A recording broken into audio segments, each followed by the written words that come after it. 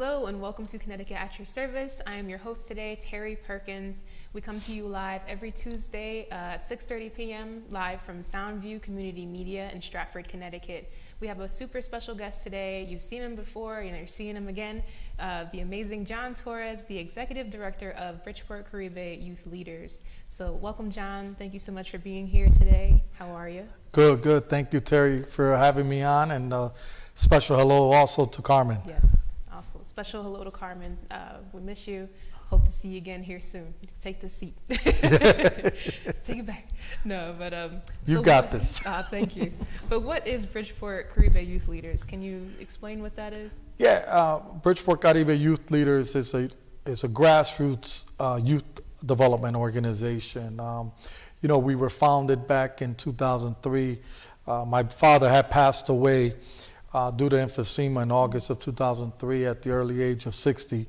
And one of the biggest impacts he had in our lives, well, there were many, but coaching us baseball in the Spanish leagues, in the Christian Brotherhood Little League when we were young, was very impactful, one that has created great memories and friendships because of it. So my brother came up with the idea of honoring him, and because there was no organized baseball being played since the Christian Brotherhood Little League folded, and so we started in 2003 with our first game actually being played in May, the first Saturday in May of 2004, and then and look at 20 years later, we're going to be doing the same thing on the exact same day that it occurred 20 years prior. Oh, that's awesome. I didn't realize that, you guys linked it up that nicely. Nice. So it wasn't on purpose, but it did happen that way. Hey, that's even better, Yeah. But wow, 20 years, that's a very long time. So we have a video as well, one that you guys put together for the 20-year anniversary. So we'll play that now, okay? Okay. People always ask me, what is Caribe? What does that mean? Well, Caribe is short for Caribbean, and the reason we chose that name is because it reflects the community we're in. I mean, it's so diverse, it's beautiful, right? For me, I say affectionately, Caribe is really about two things: love and family. It's bigger than what you think it is. It's not just sports, it's not just tutoring. You actually become family. They really do treat everybody like family, and John says that all the time. From day one, we really did feel special. The secret sauce is just the family, like the networking. The network here is, I think, one of the best in Connecticut, one of the best in the world. There's so much talent that gets cultivated, and there's so much talent that gets developed right here in-house in Caribe that nobody really sees all the time or talks about, because we all kind of go about our different walks of life, but this is this is my extended family, Family, commitment, dedication, always group. We always a part of something. They offer a lot of resources, scholarships, and support system. A lot of times in communities, they don't have a lot of that, so I appreciate the support system, the things they offer for the children, something to be a part of. And the main important thing is education. We bring in the kids with the sports, and then we hook them with the education. I've been a part of Caribe for 13 years now. It's been a great experience. I played basketball. That's where I pretty much learned and started playing basketball, and I played for a pretty good school. And yeah, it has great programs like tutoring. I'm a part of a lot of other programs like the Success Program, the Gambling Awareness Program. I just enjoy it. My son was 7, and if I volunteered, he volunteered. Food drives, coat drives, blood drives. I needed to show him community. I needed to show him how to give back, that it wasn't just about him. My daughter started playing softball here at the age of 6 or 7, and she went, played high school ball. She ended up going to Boston College, graduated in the year 2020, top of her class. She's also on the board of directors here at Caribe. The kids always, even when they graduate, they always want to come back and give back somehow because of what Caribe gave to them. That's one of the also main reasons that I stuck around Caribe, because of the values that they instill in my kids. So, just giving people something to look forward to, especially with the next generation, having them starting them off with looking forward to sports, in which next looking forward to doing better in school, improving their grades so that they can go for scholarships. That's big time. We serve as role models to a lot of kids, a lot of single family homes. Kids looked up to us for guidance. Caribe definitely allowed us to, have an outlet, whether it's academics, whether it's sports.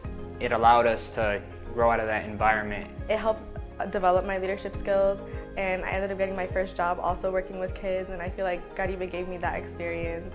And Caribe accomplishes in supporting families in developing their skills as parents, developing the children and what they need to thrive and flourish. So I think that's the difference that Caribe offers.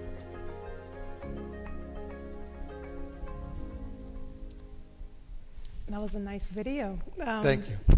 So I see that, we started as a baseball league, but that was more than a baseball league. So can you talk a little bit about how we've gotten here today, like 19, 20 years, So, it's a great question. And one, when we first started, we never thought we were going to be in this position, to be honest. We wanted to just provide baseball. However, for many that knows the people are involved, including myself, we are very committed to our community in Bridgeport.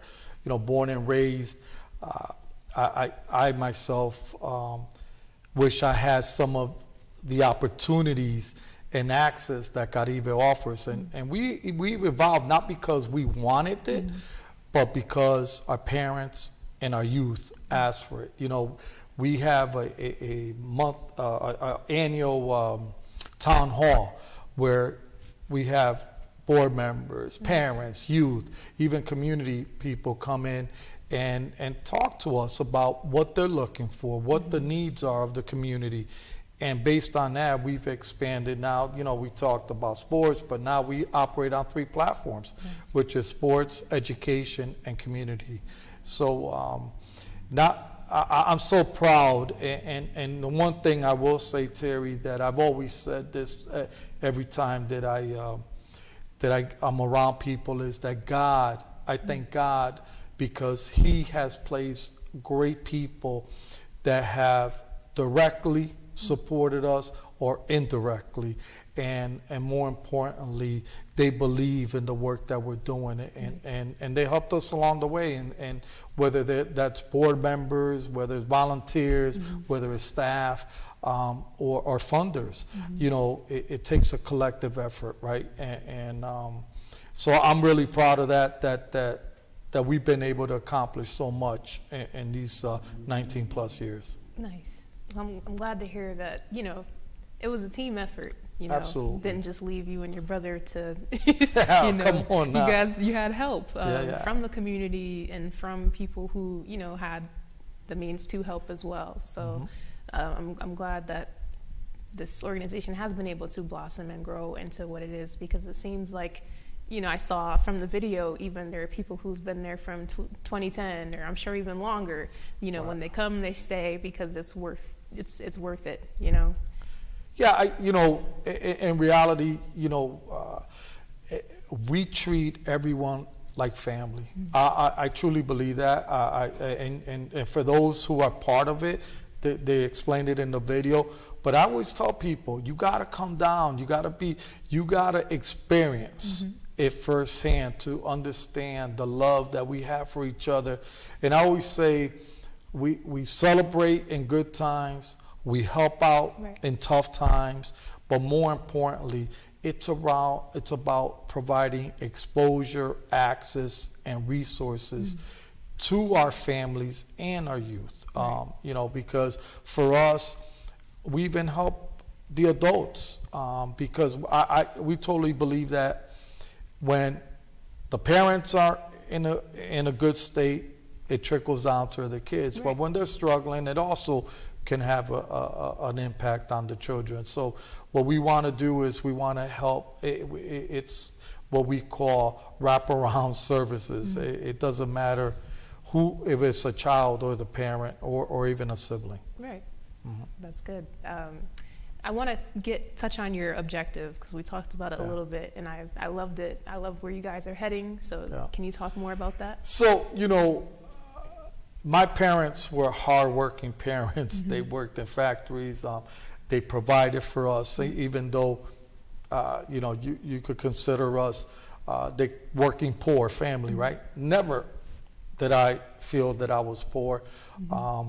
And the one thing is that my parents didn't go to college. They were enough to pay the bills and provide for us. But the one thing that I felt that, in my personal story, is I went to Bullet Havens. I went to the public schools, Elias Hall. But when I graduated electrical, a friend of mine, we went and wired a house for 2 weeks, and it was a great experience. But I remember walking back with Al, and I said to Al, "Hey, Al, I don't see myself doing this for the rest of my life." And the one thing is that he looked at me strange. But then my parents gifted me to a trip to Puerto Rico when I graduated, and my aunt asked me, who's a school teacher there, "What you gonna do?" And I'm like, "Oh, I don't know." And it really, pushed me, and she helped me understand about the college pathway. And thanks to her, I enrolled at Housatonic, graduated from there, and it started my college pathway. But, the thing is, our goal is that we want to create a sense of normalcy, but also exposure and resources for our kids to understand that they got to graduate from high school. And our culture is we think that high school is the end all, but that's only part of the process. And our goal is to really expose them to either college pathway while they're in high school, or if not that, trades. If not that, then entrepreneurship. If not that, then a job, employment. Have some skills that you can gain a job and grow within the organization. And if not those, then military. The key is that we want them that when they're a senior in high school, they will know which pathway they're going to go upon graduating. And then from there, once they establish themselves, then they can come back and give back. Because we want them all to be contributing citizens to wherever community they land, right? And that's where our motto comes from, building today's youth, tomorrow's leaders.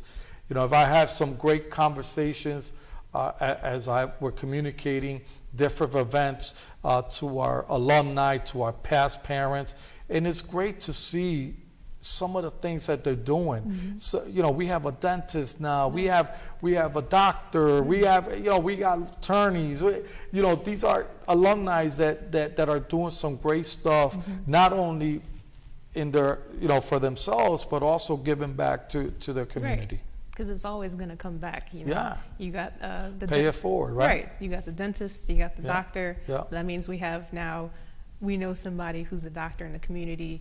We can go to them, or even so for the youth, the next generation. They say, "Well, he became a doctor. I used to play with him outside, so I can become a doctor." So it like you said, the wraparound sort of thing. I definitely think it's valuable.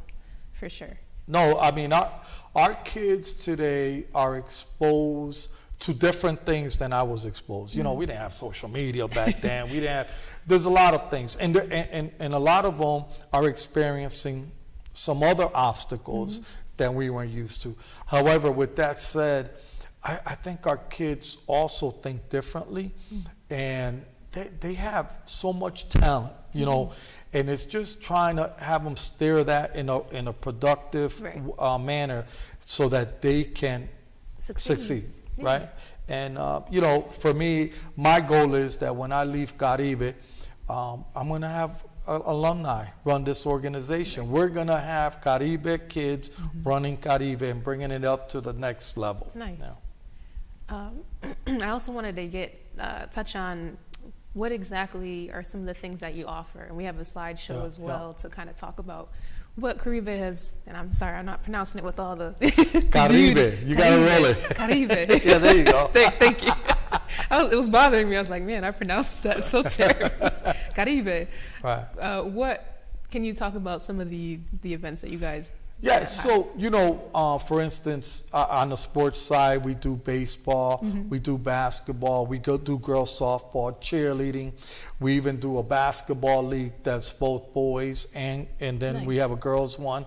We've also transitioned our early part into education. It started with tutoring, math and reading. We really wanted to put a focus on helping on those two subject matters because we found that our kids were struggling in those two areas that prevent them from becoming honor roll students. Okay. And we have an honor roll program where they go to different professional outings or Broadway plays and whatnot. Nice. And then on the high school side, and then we have a coding esports program too that we've incorporated, which has been a very popular program for grades 6 to 8. And then we, on the high school side, we do a SAT prep program. We do a college career pathway, a trade program, entrepreneurship program, and then we offer scholarships, both high school and college. I said earlier today, I had a meeting with someone, and I said, that's probably, for me personally, one of the biggest gratifying goals that we set out. We established this scholarship back in 2009. We've had over 115 scholarship recipients amassing. They received collectively over $1 million in tuition scholarships. It's produced 26 college graduates with bachelors, and 17 are first-time college graduates in their family. So that's where those college graduates, they now set the bar for other family members and friends and so on, right? And so, I think that, for us, it's really about exposure, but also the importance of giving back. When we look at our families, they're no different than my family when I was growing up, working hardworking individuals, trying to provide the best they can for their kids. And but with that said, we really put a focus on paying it forward. So we do like a bone marrow drive in memory of one of our kids that passed away needing a bone marrow drive. We've also his name is AJ Sayers. We also have a cancer awareness month because we lost another gentleman, Ralphie, who passed away due to cancer. And he was a teenager then, but still, life cut short. We do neighborhood cleanups. We do toy drive, food drive. We really engage ourselves with the community, and that's the one thing that it's not just sports, it's not just education, but it's really about community. I think, and we've been blessed. When I say about group people, we're very involved in the Bridgeport community. We have great partnerships. We have great collaborators that we do programming either together, or we can't provide programming for everything and everyone, right? So we refer them, our families and our youth, to meet their needs, that other providers can give. Nice. So how can people join? So it's real simple. They can visit our website at www.bcwild.org. They can call the office at 203-913-0073. But I would ask anybody interested in volunteering or even having one of their children participate in one of our programs is to visit our website at bcwild.org or Google Bridgeport Caribe Youth Leaders, and you'll get all the information, all the programs, all the activities that we do. Nice. So with the 20th year, anniversary, I know there are some events that are coming up in the future, or just in general. I know we get that on your website or the Facebook page, but can you speak about this 20th anniversary event that just so happens to be on the day that. Yeah, right. You know. So we have our upcoming spring baseball opening day, in which that's where it all started. And in fact, the young man that's going to throw out the first pitch, his name is Andre Lopez, and Andre threw the first pitch year one on that opening day. Wow. 20 years ago.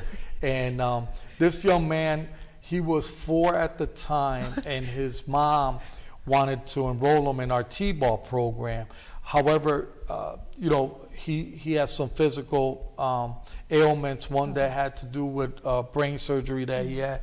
And so they knew that, I said, let's try it out. But then the mother came to me and said, hey, nah, he can't do this. But she was so emotional, and my brother and I felt so compelled. We said, you know what, don't worry. We're going to make him the honorary player for Caribe.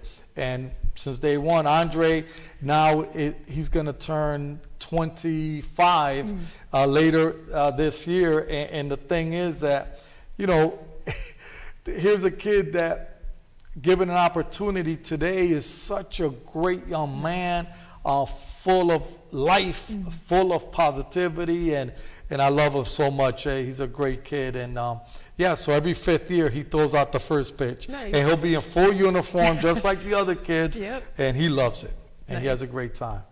Awesome. Well, looking forward to that event, and whatever future events that do come about from the. Yeah, so we're going to have a Caribe Day in August for our community. We're looking forward to hosting that. Since the pandemic, we had to slow down, right? Yeah. But now we're bringing it back, and it's a nice event to bring kids and family together in the community to just share. It's all free. We got water slides and all that, and games that they can take part of. But it's just a celebration of community, all of us coming together. So I guess I have another question, but it's more towards you. So how has Caribe affected you? How is it, I know it's grown from just the baseball league to, the amazing thing that it is now, and even amazing then, but how has it affected you? What has it done for you? That's a great question. I've had a career close to 30 years in corporate America, right? And I was so regimented that you do it a certain way, right? And if people didn't follow through, then guess what? Chances are they wouldn't be working for me, right? And what Caribe has done is really provided me a sense of compassion to others and understand the struggles that people go through. And that sometimes the helping hand, helping. And I've always had a heart to help others, but seeing it at the front line has really made me more compassionate, more flexible at certain things. Now, do I still believe that, there's consequences for people's actions? Absolutely. There is, and we take that down to our kids, making them understand that, when you got to think twice about doing something, don't do it. If you got to think twice about saying something, don't say it. Yeah. Because the fact is that our parents have taught us, and provided us a good value system that we know what's right or wrong. Right. And it's those times, those decisions that we want to make good ones, right? And we want to lean on what we taught. So, for us, when we talk about partnership, I tell parents, in fact, this past Saturday, we have parent meetings before all our programs, and we happen to have one this past Saturday. And we tell our parents, this is a partnership. Right. Your child, Caribe, and you, us working together. Right. In addition to the schools, the churches, or wherever else they may belong, right? Other organizations. So if we all talk in the same language and the same message, that's going to ingrain in those youth, because they're very gullible. They're very, this is the key time where they understand, and they accept what's about. Right. No, that's completely right. And even if, we get those, because, adults get that too, sort of thing, It's like, should I, or I want to say this, but I probably shouldn't say it. You just know fundamentally, like even you just have a feeling. So if you could think about it twice, you probably have that feeling like, this is probably not the best thing to say. But yes, you definitely need that reaffirming from all different places. If you don't get it here, you're going to get it over here. If you don't get it there, you're going to get over here. But that, community push or community training is definitely what's needed. And I wanted to also speak on, I talked a little bit about it before our interview started, but just how youth is just a small snippet of our lives, right? It's like you're training and then, adulthood sort of thing. And I'm just I'm abbreviating it sort of thing, but we really need to, like you said, we need to train the youth at this time while they are trainable. Right. Because they have a whole life ahead of them, So definitely good things. Yeah, and I would speak about Bridgeport youth. I find our Bridgeport youth, they want to succeed. Even our parents want their kids to succeed, right? And a lot of time is they don't know what resources or what opportunities are out there for them. And once you you show them that way and provide them those resources, they flourish. And the one thing I will say about Bridgeport youth is they're resilient. They are resilient and they want to do well. So, and I'm happy that we can provide or play a small part in that development process. Nice. So we're running out of time. It's been a really amazing interview. I'm grateful. I learned a lot about this resource, and I plan to share it with others. Make sure that you guys check out their website. And can you share again how to get in contact and how to volunteer and everything? Sure. It's bcwild.org or Google Bridgeport Caribe Youth Leaders, or call us at our office at 203-913-0073. I will tell you that when we first started, we only had a couple of hundred kids in our first year. During these 19 and plus years, we have served over 10,000 youth. And that's pretty amazing and something that I would never have thought we would be there. I don't think I could ever imagine that either, but no, that's amazing. So really congrats to you guys for 20 years and counting, right? I'm sure it's not over yet. We're gonna see those numbers double, I'm sure, in the future, because our youth need it, and I think you've really exemplified that. But thank you again for being a guest on the show. We're so happy to have you here in Connecticut at your service. So once again, we come to you live every Tuesday at 6:30 p.m. Normally our host is Carmen Nieves. So we're sending love to Carmen. Thank you so much for this opportunity. Thank you, John, for being our guest, and congratulations on the 20th year anniversary. So we come to you live from Soundview Community Media in Stratford, Connecticut. You are watching Connecticut at your service. Have a good rest of your evening.